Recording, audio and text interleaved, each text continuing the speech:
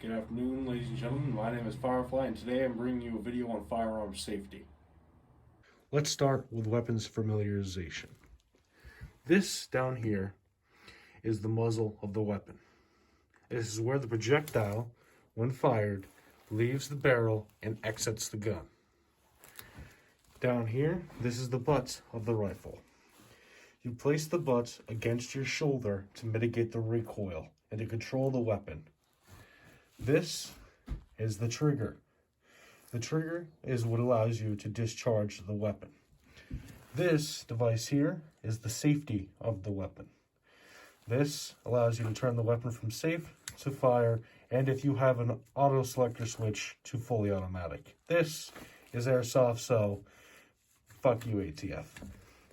This here is the charging handle of the weapon. This is what allows you, when pulled back, to chamber around.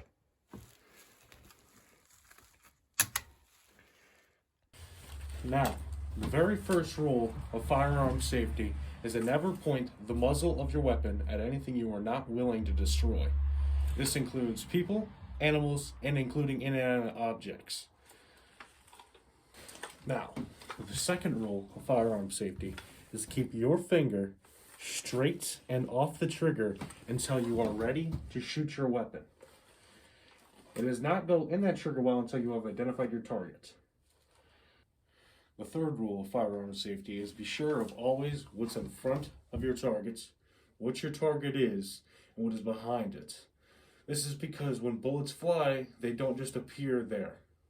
They will continue to go forwards and sometimes even pass through your target, and they can potentially hit or harm other people, animals, or destroy material or objects. Now, it is highly imperative that you never leave your weapon unattended, especially in the field. For any reason, if you leave your weapon unattended, it could be taken and used against you. It could also, if a child were to pick it up, they could end up potentially harming themselves or others, or killing themselves or others unintentionally. Another highly imperative piece of advice is to never become intoxicated in an attempt to handle or use a weapon. This can result in injury of yourself and others, and possibly the death of yourself or others, or it could cause unwanted damages. Now, anything that, if you have prescription medication, I would highly suggest you speak with your doctor and ask them if it is all right for you to be able to operate machinery and to also be able to use a weapon. Is to treat every weapon as if it's loaded, even if you know it is not. For instance, this includes muzzling anybody, which means pointing the weapon carelessly at people. This means attempting to clean it while it's unloaded. In order to make sure it is unloaded, you want to first pull back the charging handle of the weapon. This is this piece right here. Pull that back, and you will check the inside of the bore. You will look down from this side of the barrel, and you will look down into the magazine well. Now, it is highly imperative that if your weapon, after you have pulled the trigger, fails to fire, that you keep your line of fire for at least 8 to 10 seconds until you are sure that you do not have what is called as a hang fire. After those 8 to 10 seconds are up, you may point your muzzle of your weapon in a safe direction and clear your weapon. As you can see that there was no round ever chambered, therefore it is a malfunction of the weapon and it was a failure to feed. And you want to look down into your weapon, make sure that there is nothing in the barrel, and also that there is nothing in the magazine of your weapon.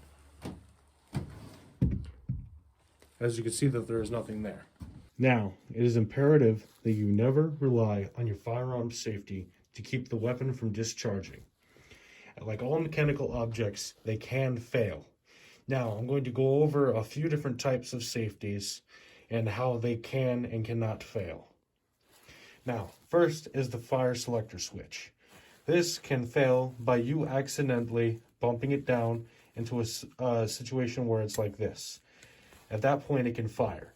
It can also have worn down over years of use or have malfunctioned and broken. Now, there is also another safety known as the tang safety. That is this piece on the back of this rifle here. Now, this piece has the ability to move in and the ability to move out. Out is safe. Now, you can accidentally bump that with your hand. I've done it many a times, especially when crossing over the tops of logs.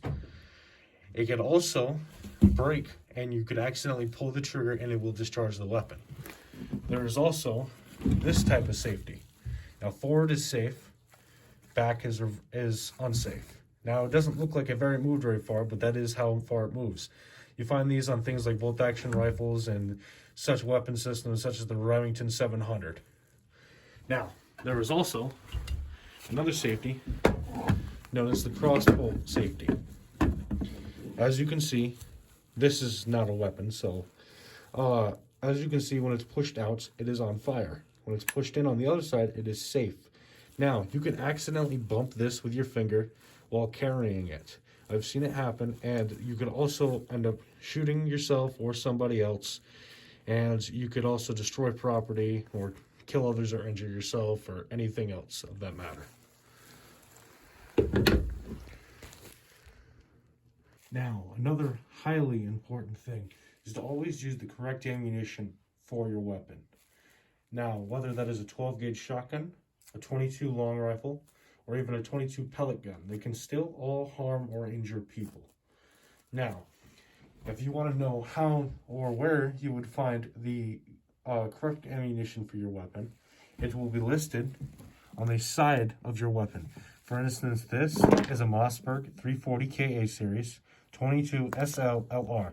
Now, SLLR means 22 short, long rifle. So you could either fire 22 long rifle out of it, or you could fire 22 short out of it. Now, I don't have any 22 short to show you, as it's quite difficult to find at my local FFL. But it's if you're using the correct ammunition for your weapon, you will not. It is highly unlikely that you will harm yourself or cause damage to your weapon. For instance, a round that, although it is not meant for the weapon that can fit, is something like a 300 Blackout in a 5.56 or 223 AR-15. It'll create what's called an artificial headspace, and the bolt on the weapon will close and it will allow it to be discharged. However, that round is multiple times bigger than the other round. It would allow basically, it causes the barrel to become plugged and the gases have to be vented out the top of the weapon, and then it causes it to explode. Well, folks, I guess that's all for today. If you have any more questions, concerns, or ideas, I want you to leave them down in the comments for me, and I will answer them when I can. Now, as far as videos go, I'll probably have another one up by next Saturday or Sunday. I'm thinking about uploading every Sunday. It seems more reasonable, and having a regular time to upload is nice, and it gives me time to film and edit the videos for you. Now, if that's all, I'll catch y'all next time.